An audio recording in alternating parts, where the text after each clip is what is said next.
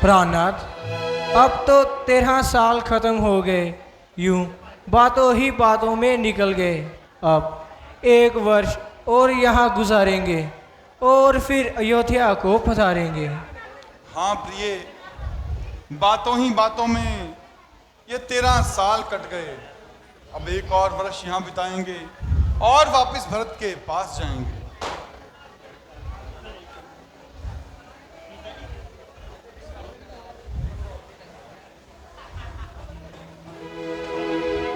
स्वामी, देखिए कितना सुंदर मृग घूम रहा है। क्या आप मुझे इसे पकड़ कर ला देंगे? प्रिय, हमारे पास ही तो घूम रहा है, इसे पकड़ने की क्या आवश्यकता है? नहीं, मैं इसे पालूंगी और सुंदर सुंदर जेवर इसके गले में डालूंगी। मैं हरी भरी घास इसे खिलाया करूंगी और इससे अपना मन बहलाया करूंगी। प्रिय, हो सकता है ये हमारे हाथ ना आए और भाग जाए। आप कोशिश तो कीजिए, अगर जीवित नहीं तो मृगशाला ही सही। बहुत अच्छा प्रिय, मैं अभी जाता हूं।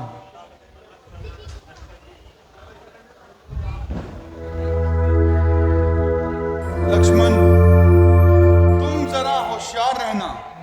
जो आ गया भैया।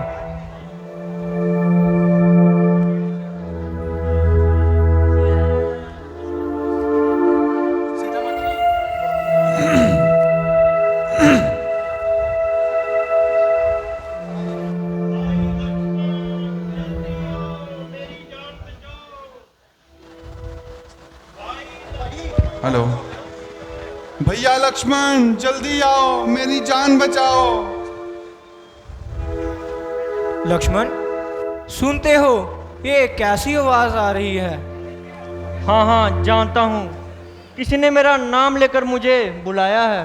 किसी ने? किसी ने क्या किसी ने? यह तुम्हारे भाई की आवाज है। अजिंद, माता जी, ये आपका ख्याल है।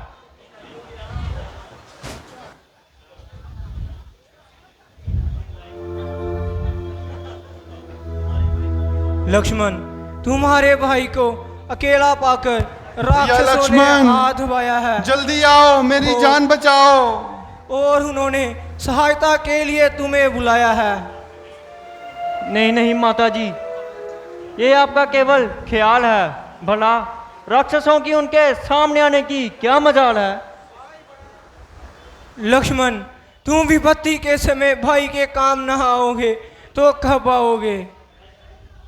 हाय, तू इतना बेदर्द हो गया और तेरा सीना यूं सर्द हो गया कि भाई तुझे सहायता के लिए बुलाए और तू यहाँ बैठा बातें बनाए।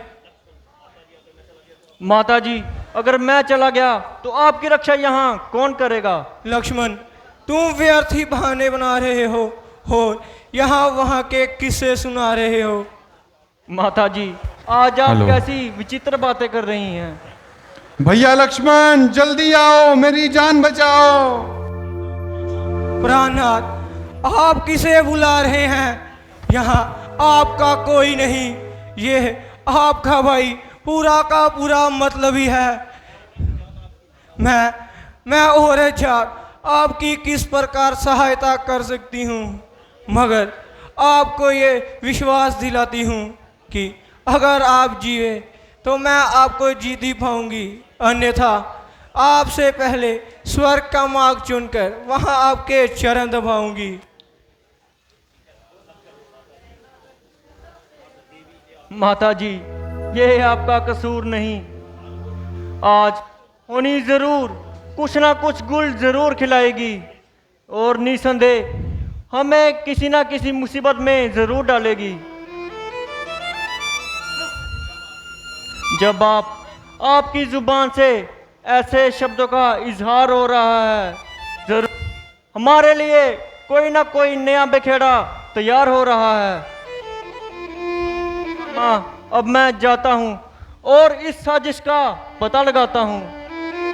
हे पवन देव, तुम साक्षी हो। हे पक्षी गणों, गवाह तुम ही। मेरे इस धर्म नाव के सूर्य देव मल्लाह तुम ही। आज्ञा पालन करता हूँ, संतोष इसी बात का मुझे।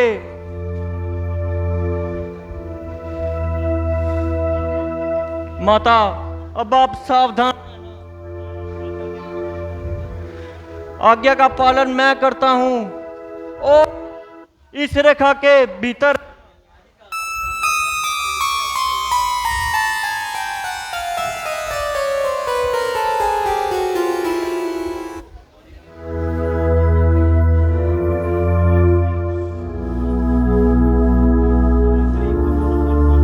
जो इस रेखा का उल्लंघन कर भीतर आएगा, आन वह लक्ष्मण की वही जलकर भस्म हो जाएगा।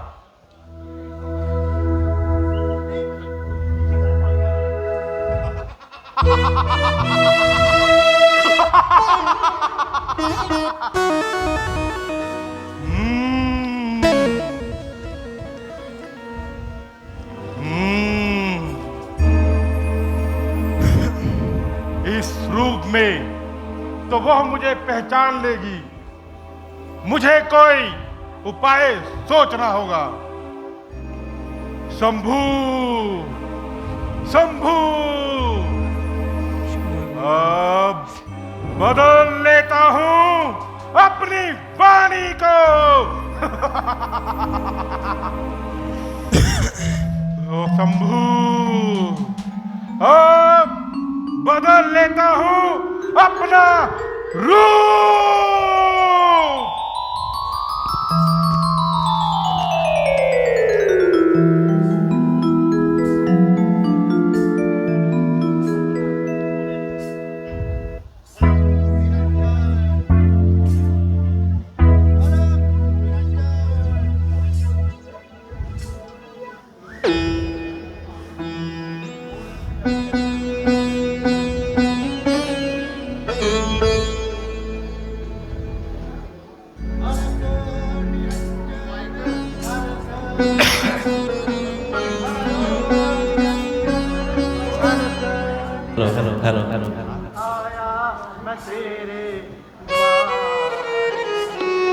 अलख निरंजन, अलख निरंजन, अलख निरंजन, अलख निरंजन, आया मैं तेरे द्वार। जनक दुलारिये भिक्षा दे, जनक दुलारिये। अलख निरंजन, अलख निरंजन, अलख निरंजन, अलख निरंजन, आया मैं तेरे द्वार। जनक दुलारिये भिक्षा दे, जनक दुलारिये। निरंजन, अलख निरंजन, भिक्षां देहि। हे देवी, भिक्षां देहि।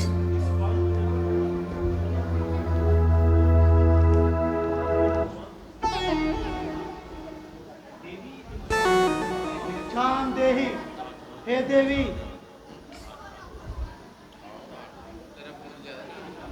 ठहरिए बाबा, मैं अभी कुछ फल लाकर आपके चरणों में समर्पित करती हूँ।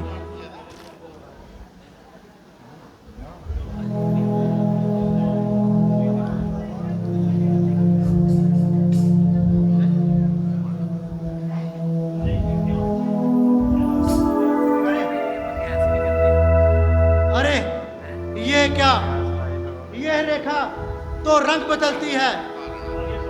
आगे पांव बढ़ाता हूं तो एक ज्वाला सी जलती है। ये जरूर कोई माया है या तेज किसी तेजस्वी का, अथवा सीता है या सती का। अगर इस रेखा का उल्लंघन करता हूं तो निश्चय है मरण मेरा। कैसे होता है सीता हरण या मरण हरण मेरा। अब मुझे कोई और ही उपाय निकालना पड़ेगा।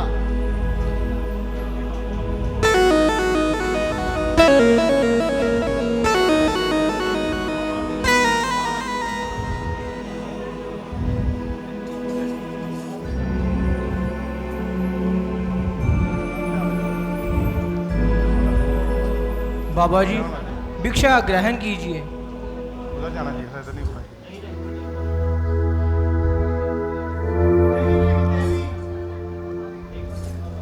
पहले बाहर आओ माई। योगी लेते नहीं इस प्रकार का दान माई।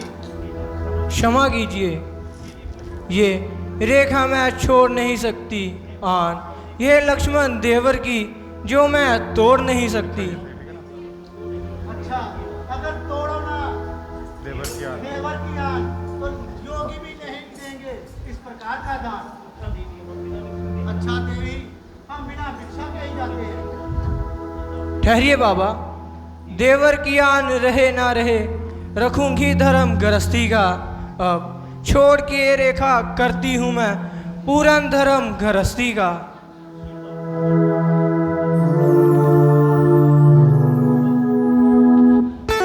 लीजिए बाबा जी।